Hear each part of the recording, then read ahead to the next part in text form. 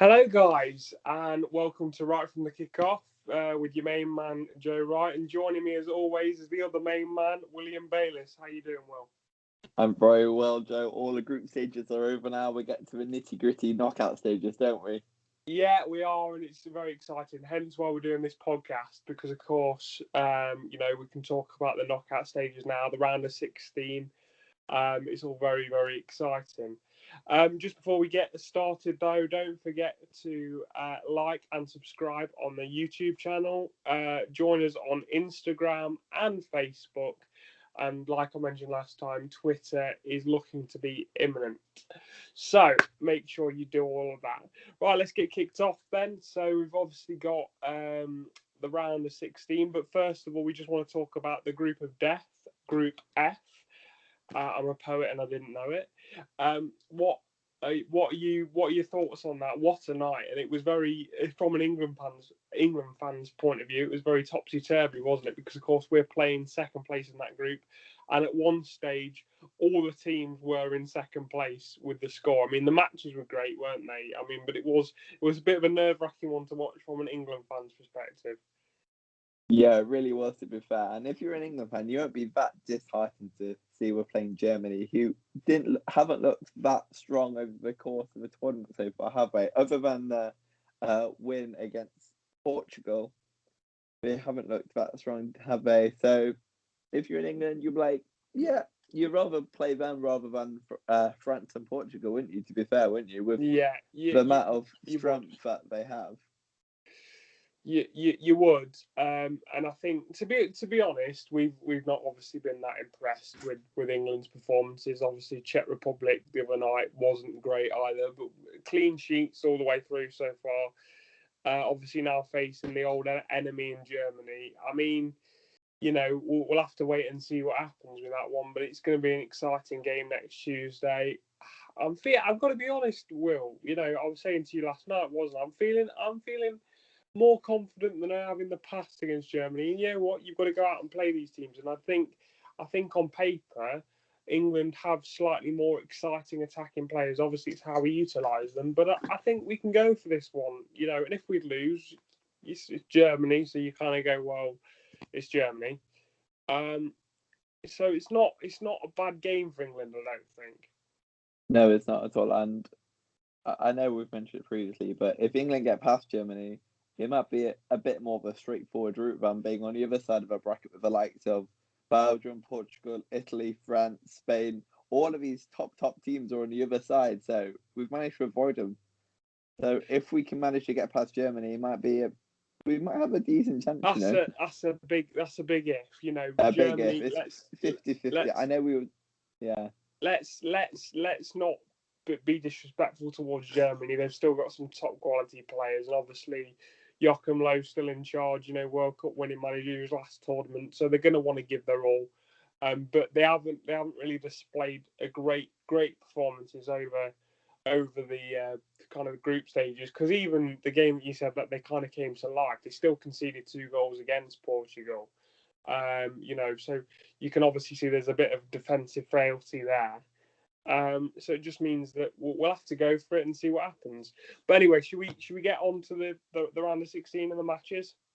Yeah. So before we kicked off, me and Joe wrote down our predictions for it, and we're going to go through them from now. So the first round of 16 game is going to be Belgium Portugal, which is a potentially, both teams are really, really strong. Both have really good firepower up front, obviously with Lukaku, the likes of Kevin De Bruyne up front for Belgium. And Portugal, they have the main man Ronaldo, but they have Jota, they have Bruno Fernandes, they have Bernardo Silva. They have so many top players, and don't forget the rocks at the back in Diaz. So they're going to be a really tough nut to crack. So let's go for our prediction, shall we? Yeah, let's do that. But just want to give a shout out as well for Rui Patricio, who made some cracking saves against France last night. I don't know whether you watched the game where we made some absolute worldy saves, 2 in a row. Yeah, he really kept them in that game. To be fair. Yeah, he did. He did. But yeah, going on to the predictions, I've gone for a Belgium win. Just to briefly say why I've gone for this. So 2-1 to Belgium, I believe. The reason I've gone for that particular scoreline is because I just feel like Belgium need to win. You know, we talked about before the tournament, you know, when we were doing this kind of warm-up show and stuff, that Belgium are coming towards the end of their golden generation. You know, we've got a lot of Asian players, so they need it more. You know, Portugal have already won this. They've almost not got. Obviously, their fans will want them to win it again, but they've not really got anything to prove to their fans. You know, Ronaldo's won it. He's now, you know, joint top scorer of all time at international level with Ali Dai, who I think is Iranian. Do you know what I mean? So he's literally just equalled that record last night with the Unbelievable.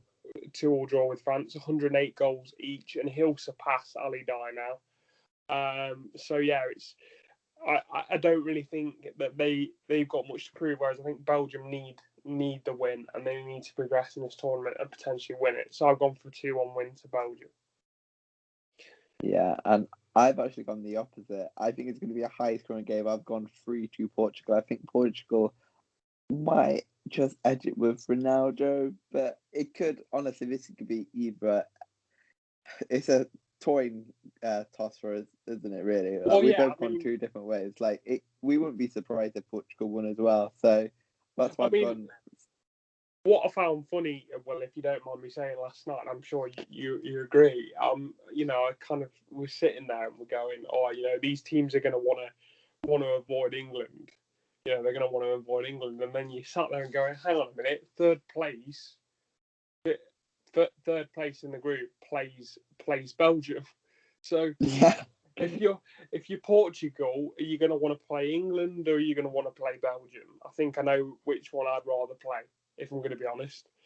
But yeah, I think it was quite a funny kind of, like the English media, as we always do, we big up the team and we go, oh, we're going to do this, we're going to do that. People want to avoid us and all this. I'm like, yeah, but when the other team's Belgium that are wanting to avoid, I think I'd choose England out of those two teams for sure.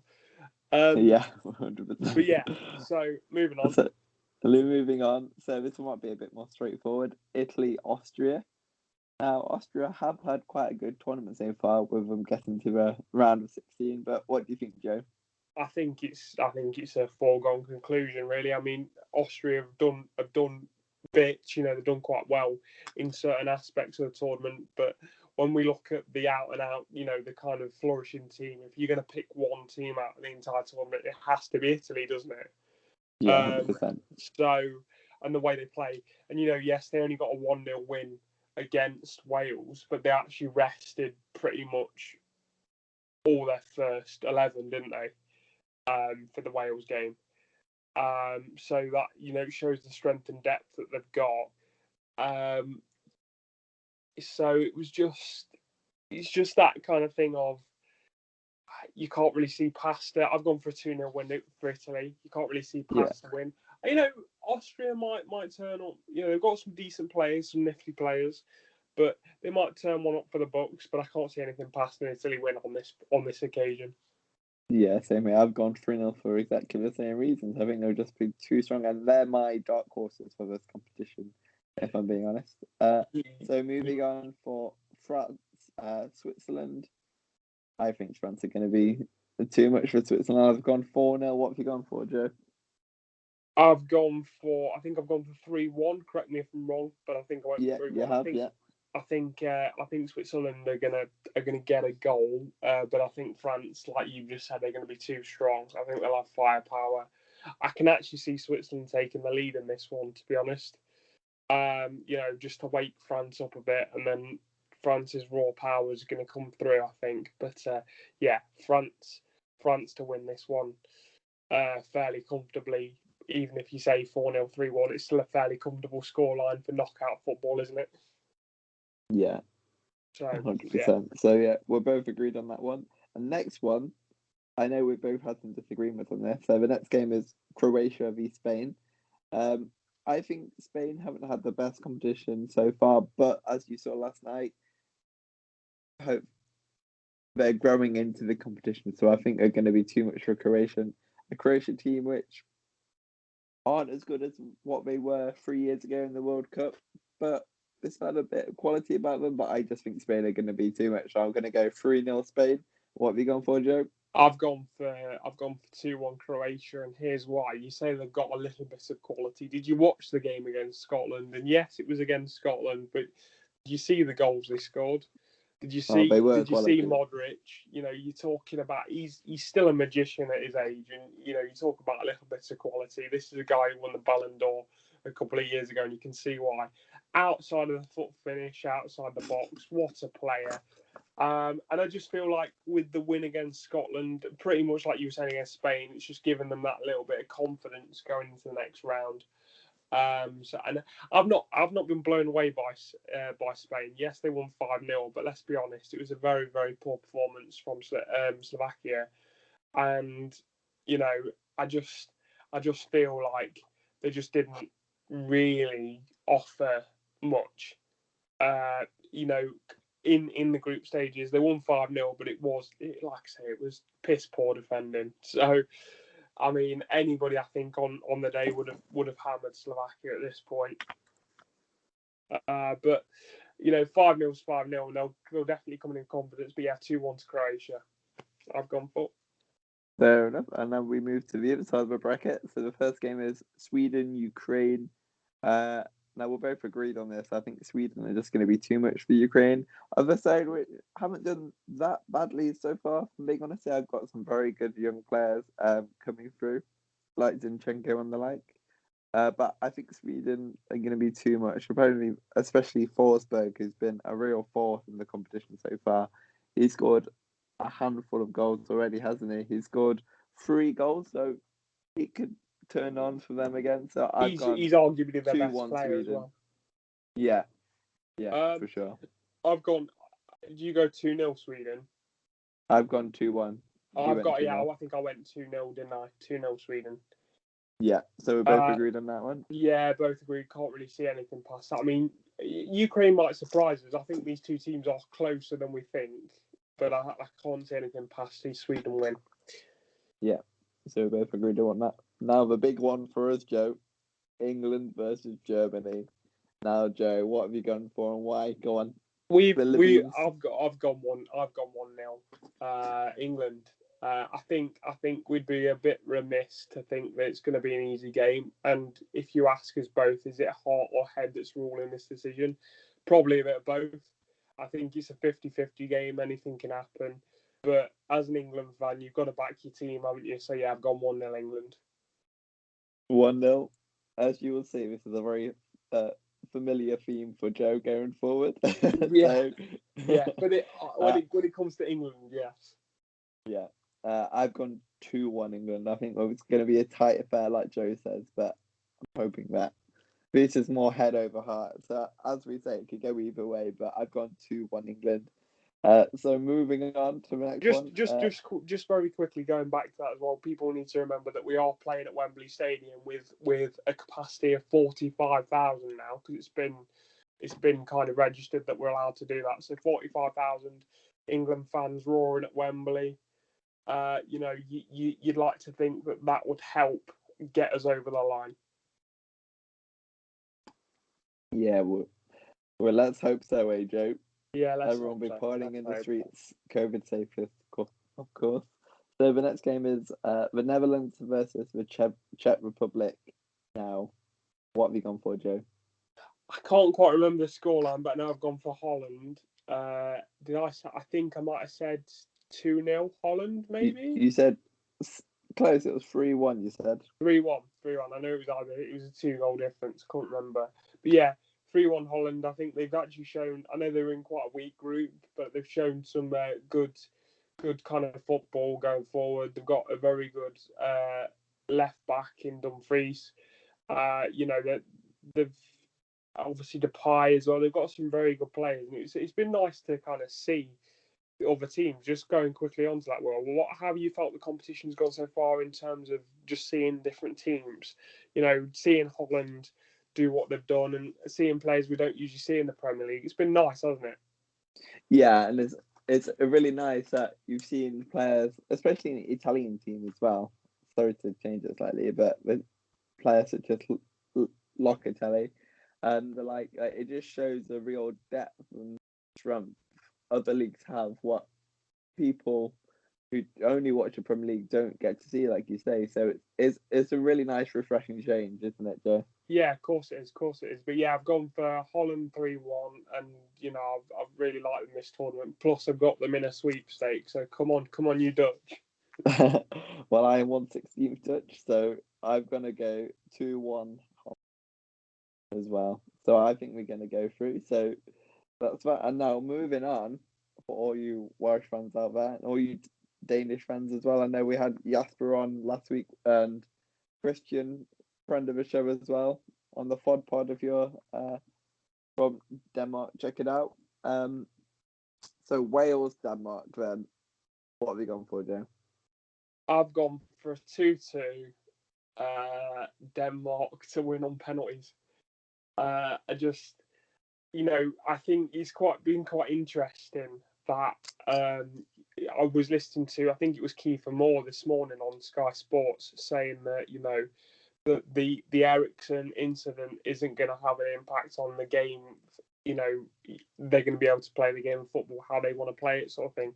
And I was just thinking that might be the case for you, but I think the whole of Denmark now is behind the team, and I can see them doing well in this tournament, because if you saw how they played against Russia, you'd be like, that's a kind of kick in. They were lucky to qualify with 3 points, but it was on the table for them, and they did really well. Obviously Finland missed out in the end because of that result. So I think it's a really good result, and I can see Denmark going quite far.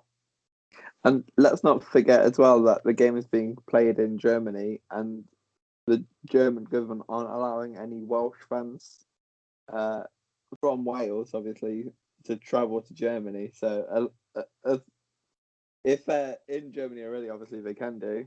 But so that might have a massive impact on the game, because there's going to be so many Denmark fans travelling over. Obviously, it's not far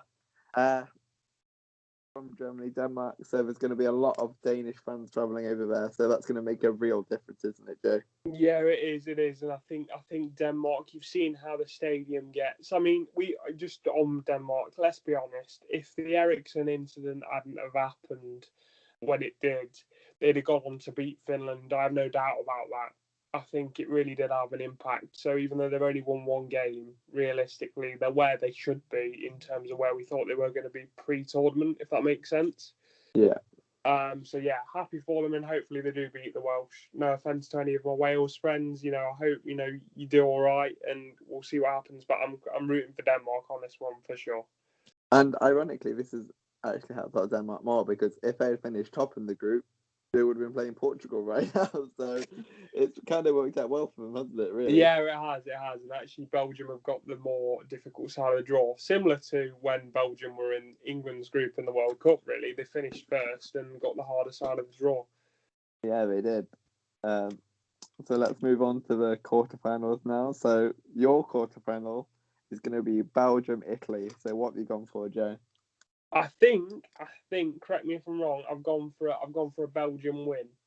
You have. You went 1-0 Belgium. 1-0 Belgium, and I think again it just comes down to what I've said before about the fact that they need they need to win this tournament. Basically, there's a lot of pressure coming from inside Belgium, obviously, with the amount of players that they've got that are at the top level. Time's running out for them, Will. I don't know whether you agree with that, but that's why I've kind of got this. There's this pressure on Belgium, so that's why. It's a very aging squad, isn't it? So let's hope they can do the business. Yeah, go on then. What's your semi quarters?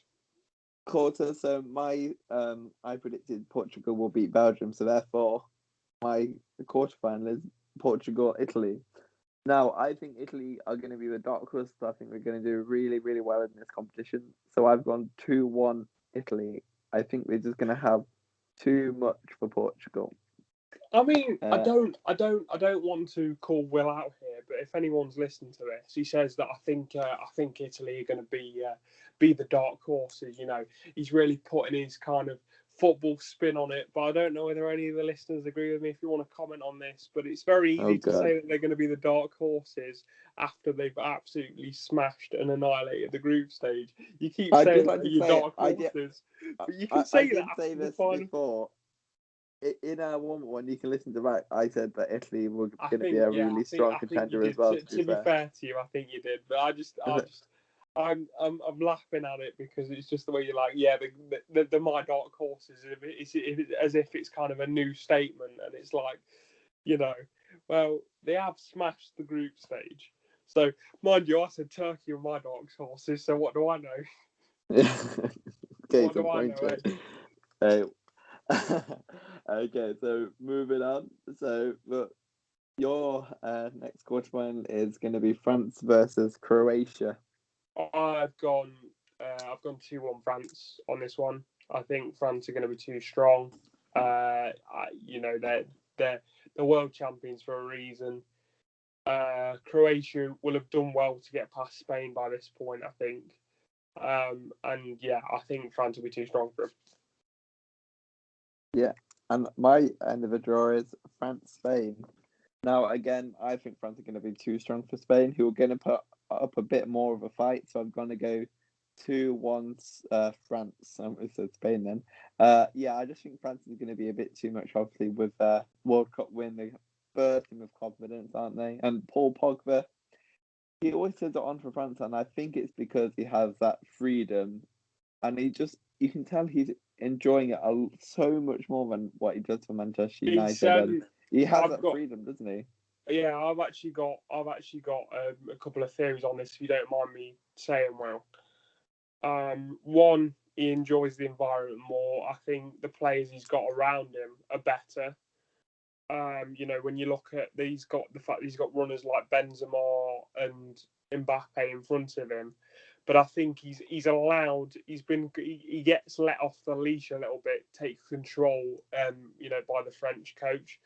And I think that's something that I think United at times can be a bit rigid. And I feel like in the French national team, he's got a lot more freedom to kind of express himself. And I mean, there was a pass that he put through for Benzema last night. I don't know whether you saw it. Unbelievable. But it was, you're sitting there and you're going, what? This is it. I don't understand when it comes to France. It's almost like we're seeing the Paul Pogba that Man United thought they paid for in these national tournaments. He just seems to switch it on, and he's a quality player. He's a top quality player. There's no doubt about that. I don't know whether you agree, but he just seems to be a different player when he plays for France. Yeah, 100% on that one. So I think it will turn on for the rest of the tournament, to be fair. Yeah. If I'm being honest. Yeah, me too. So let's move on to the other one. Sweden, England. Now, this might be a bit more straightforward for England, but you never know. So what have you gone for, Joe? I've gone for as you said, watch out for the similar scoreline. I've gone for a 1-0 England. I don't think we're set up to. Now I've seen them for 3 games. I don't think we're set up to dominate games. I think we look to kind of sit back. Gareth Southgate is going to continually play the 2 holders. We know he likes to do that. He's going to do that for the rest of the tournament. It doesn't matter who we're playing. It's not like we've come out of the hardest group, is it exactly? So the fact that he's played those in the group stage, so I think we're going to play very defensive. I think we have got enough attacking ability to get those goals. I think we are set up very defensively though. I don't think you disagree particularly, do you, well, with me kind of saying that? No, not at all. So what have you gone for, Joe? Yeah, 1-0 England. 1-0, and I've gone 2-1, so we both think England are going to get at least to the semi-final, which is exciting. The next one is the Netherlands versus Denmark. So what have you gone for this quarter-final? I think I've gone for the Netherlands on this one. I think I've gone. Yeah. I want to say 2-1. The Netherlands. I think they've shown a lot of talent. They've got a lot of players that can do well with the ball, move well with the ball. Again, I think Denmark are going to be a test for them. And I'll whisper this quietly to any of the Dutch fans listening, but I think I'd secretly want to be wrong on this one. I want Denmark to get through to the semis, but I think Holland will be too strong for them. You think it'll be too strong? No, I've actually gone Denmark to win. Obviously, they're ranked 10 in the world, aren't they, Denmark? So they're no pushover. So I've actually gone with the emotion and everything. I'm going to go 2-1 Denmark. So I hope I'm right on that one. I know you Yeah, hope I'm right on that one as well. yeah, no, I definitely do. Just speaking about Denmark, and obviously we talked about the Christian Eriksen of it all a lot, but on a footballing stance, to take the emotion out of it, the fact that they've lost arguably their best player in the way they have, the best playmaker at least, in the way they have, they've coped very well, I think, so far. What do you think? Yeah, really, really well. You can tell they're really. I know it showed the togetherness of the team, and I think that's just highlighting more throughout, isn't it? Yeah, for sure, for sure, and let's hope they can do well in the competition. 100%, Joe. Now let's move on to the semi-final. So you've gone Belgium versus France. Now, what do you think, Joe? I think I've gone 2-1 France or 1-0 France. Can't remember which one. But I know I've gone for a France win. You've got 1-0 France. Yeah, Yeah, so you 1-0 think France are going to go to a final? 1-0 France. I can't see anything else. I mean, Belgium have got a very, very good side, but I think the French, they now know how to win these tournaments. They've got a very, very young but experienced Mbappe in their best player. And let's be honest, right? Mbappe's not scored a lot of goals this tournament. In fact, I don't think he's scored any, but he's played really well. I don't know whether you agree with that. I think the runs that he makes and kind of in the out wide positions, he gives other players space. He occupies defenders. So he's a very, very talented player. I mean, it's not like anybody needed to know that because they already do. But I think it's a case of, I think France will just have too much for Belgium. So yeah, France to the final for me.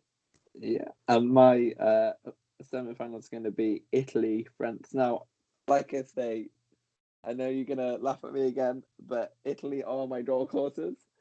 But so that being said, I think they're just going to nick it against France. I'm going to go 2-1 Italy to reach a final. So that's going to be interesting on that side. So the next semi-final, the Old Faithful, England versus Netherlands for you, Joe. And I wonder what scoreline you're going to go for, Joe, this time. I was going to go for a 1-0 England, but I'm actually going to change that. I'm going to go for 2-1 to the Dutch. I think Holland are my dark horses for the tournament. So this is a last minute change. Will doesn't know about this.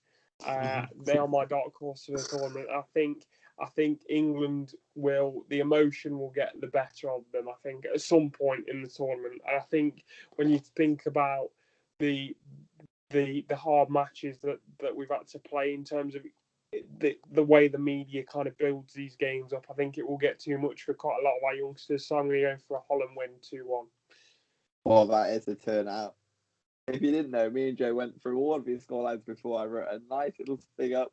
Now I have to change it. So you think it's going to be France, Netherlands in the final? Yeah. So in my semi-final, it's going to be England, Denmark, and I think England are just going to edge it with it being at Wembley.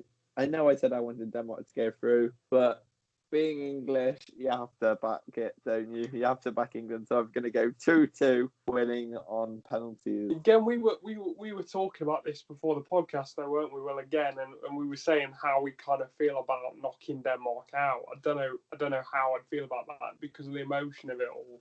When I say, when I think it was Denmark's goal against Belgium, when they scored that, obviously after the incident. I mean, I said this to you, didn't I? I screamed the house down. I really want Denmark to do well, and if England go out the tournament and Denmark stay in, I'm gonna be Danish for the rest of the tournament for sure. But it's a difficult one because I think with the emotion and everything, it's a fairy tale story if they go on and win the competition, isn't it? I Yeah, think it'll be I think unbelievable. you secretly every football fan would want to see that. Yeah. So yeah, it's a difficult one, but yeah, you've put England to win. Yeah, so I think England's going to make the final first time in the history of making a Euros final. So your final, Joe, is going to be France-Netherlands. Now, I don't know what you're going to say now because you changed it. So who do you think is going to win this, Joe? France versus the Netherlands? I think it's still going back to France. Yeah. I think it doesn't matter because the thing is as well. I think you got to understand with this is, and it's a lot argument for teams in Group F is playing on the harder side of the draw and getting to the final. You faced harder games. You've battled through those harder games. Do you know what I mean? So I think I'm not saying that the kind of the right hand side of the draw's really weak because it has got some good teams in, but comparable to the left hand side of the draw, the left hand side is a lot stronger, isn't it?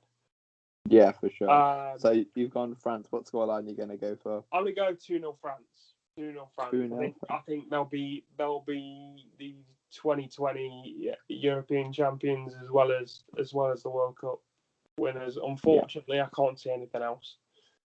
So my final's completely different, which is nice because we have a bit of contrast. You're going to be Italy versus England. Now, this game could actually go either way, but I think if it goes like I think it was going to be, Italy are going to get stronger and stronger, and I think it's just going to be too much for England. So I'm going to go 1-1 in normal time and added time, and Italy are going to break English hearts. We're going to be crying on the floor for weeks. Italy are going to win on a penalty shootout. Now, if this happens, I would be so upset. Yeah. But that's my prediction. I'm gonna hand this over to you, Will, just because I think it's funny. Do you want to let the listeners know what I said to you just before the podcast once I found out what your prediction was? What did you say? I said, if this happens, and I'm sure there's a lot of England fans that would agree with me, if this happens and he's right with his prediction, I will punch him in the face. That's what I said. I'm not an aggressive person, just FYI. I'm just saying, if this happens, there'll be all sorts of emotions going off, and I'll be like, you said that this was going to happen. But it would be quite English, wouldn't it, if that was to happen? For sure. We'll big ourselves up. We'll be like, we've got a great chance of winning it, this, that, and the other, and then lose it on penalties in the final. I don't think any of us could recover from that, could we? No. Back to league football, club football. It is. So yeah, exactly. I hope you enjoyed that, guys. If you have any differences in opinions, please let us know, and please let us know who you think is going to do well in the competition, who's going to get knocked out, or England are going to beat Germany. These are the questions we want to know. Yeah, and also, obviously on our various different social medias, we'd like to see your brackets. Where do you think these teams are going to end up? Who do you think is going to win? I mean, if it's too much of a hassle for you to do the brackets, just come up with your winners or your final of how you think. Because we now know how the competition is going to lay out and who could be where. So, I think it'd be interesting. It'd be interesting to know, wouldn't it? For sure. Yeah, I'm very excited for all to kick off.